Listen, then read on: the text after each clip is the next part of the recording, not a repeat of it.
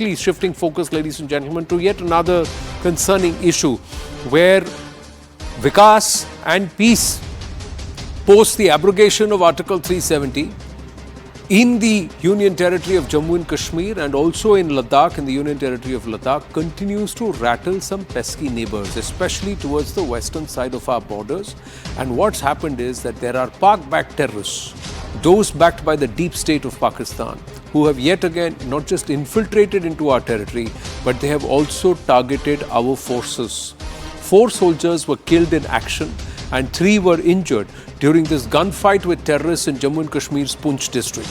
The encounter, which is underway, started after terrorists fired at army vehicles passing through the Dera Ki Gali, in Rajouri-Poonch region on the 21st of December. The army has been conducting an operation in and around this Dera Ki Gali region after intel input was shared.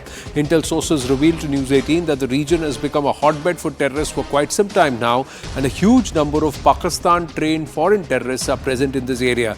Intel sources also reveal a possible role of battle-hardened terrorists from the Khyber Pakhtunkhwa region and those who have been active in the western frontiers in Afghanistan along with the Taliban, etc., trained in Afghanistan. They are the ones who've now been redirected towards Bharat.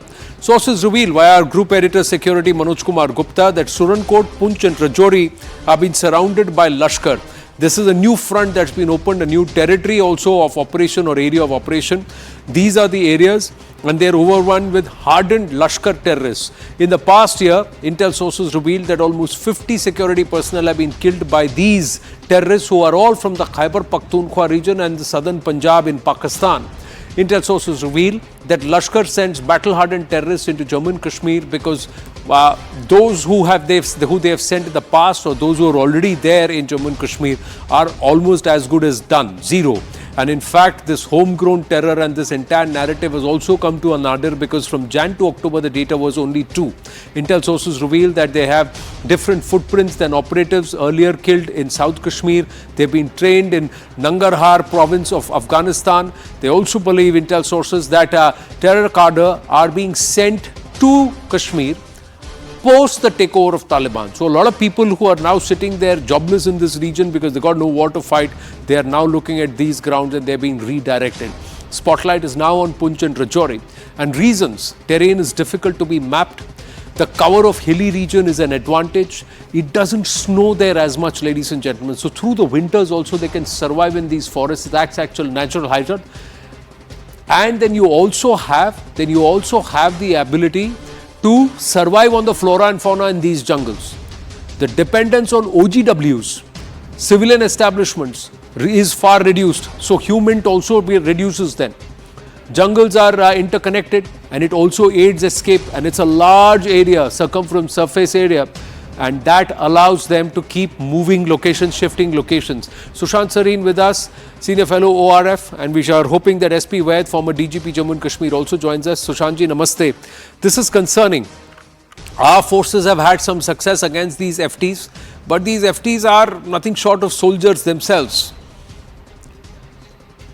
Yeah, but look, Anand, this should not have really come as a surprise to us. Number one, this has been brewing for almost 2 years now. There have been a spate of attacks at regular intervals. So clearly the focus should have shifted to this belt.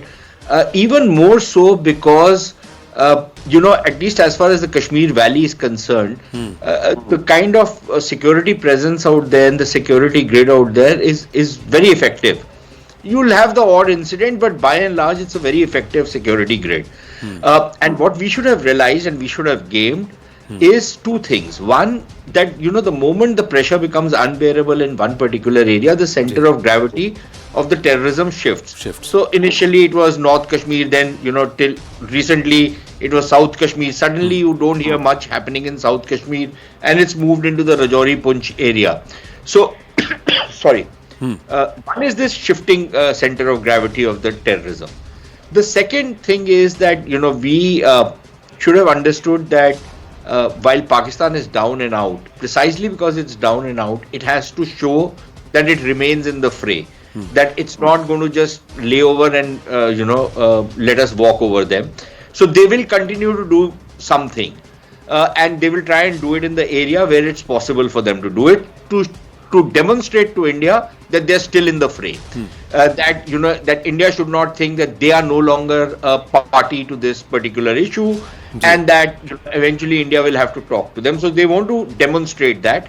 So I would look at this particular attack and the other attacks which have followed in that particular light. Frankly, at one level, it's much easier for them to operate in this particular belt. It's easier to infiltrate. It's easier to hide. It's easier to get some kind of support, and it's easier to exfiltrate once you've carried out an operation. That is one factor because of the terrain. And second factor is that as you yourself said, that the weather is, even when it turns inclement in this area, it is still possible for them to operate. So it's a kind of a natural thing, and this should have been gamed by the security forces to the extent this was possible, because you can't cover every square inch. Correct. It's not feasible, it's not practical, but I think they will have to start upping their game as far as this area is concerned. Even in the past, Anand, in the 90s, we secured this area with a lot of sacrifice from the security forces, and perhaps to do a little bit more this time around to ensure that these guys do not dare to venture into this particular belt. But I think, as long as Pakistan exists, they will continue to cause these kind of problems, and we have to show a certain degree of equanimity about it. I know it's easier for me sitting in the comfort of my room to pontificate like this. But that is also the... No, but it's not the case, Sushantji, that we are not inflicting heavy losses or the cost there. The cost of recruitment, cost of even getting into, Bharat and to wage this proxy war is only becoming so much more dear to the enemy on the other side. But in this belt, now this is large, this is largely the IB area, and if you were to see even certain portions of the LOC, if they come into this Samba, Poonch, Rajouri region, now we are given to understand some other incident has happened where a local villager has also gotten hurt in Samba because of some explosive device going out. Tejinder Sodhi just getting us that detail. But SP Vaidji is also with us. There must be a way to counter this. If they are able to get into our territory so easily, can we not make this entry itself very difficult? Can we not perhaps quietly do some more surgery on the other side, SP Vaidji? Is that perhaps a possible solution? Both the things you mentioned are actually the solutions.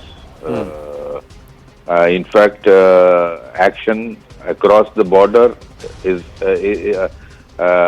what happened after Uri, what happened after Pulwama. I think today you have information about all the launching pads and training areas of these across the border. You have technology, you have drones hitting 20 kilometers inside. I think today one of the requirement is that it is time. You have more casualties, more casualties than what it was in Uri or what it was in Pulwama, and also making it very, very difficult for them to come inside. If you recall, Northern Army commander last time after the operation in Rajouri said we still have information about 20-25 highly trained Afghan battle-hardened terrorists still operating in Rajouri-Poonch, and with the M4, the American carbine and steel bullets, armor-piercing bullets. If they are equipped with these weapons like this, you can expect many more encounters in future and many more casualties.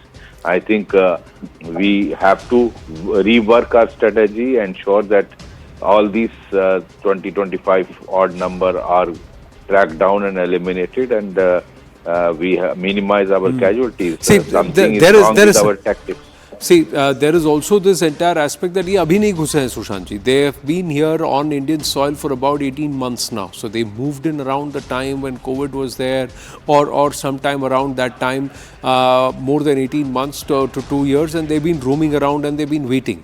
They've been waiting for the time to strike, and they strike, and then they vamoose for about 3-4 months. They lie down low, and they're able to survive in these hills.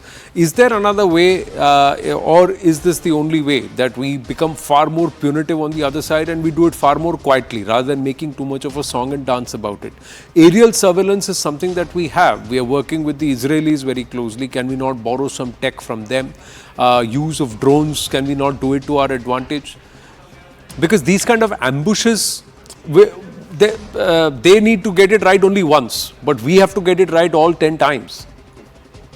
Yeah, Anand, look, here, there are two parts to this, your question. One is, do we need to do more in terms of bringing technology to bear, increasing the kind of security grids that we have in this region? Certainly, I think there is certainly a case to be made for it. And along with it, when we are talking about the kinetics of the action, then yes, you need to make it much more punitive. You need to beef up your intelligence network in the area. You need to do all of that. I don't deny that.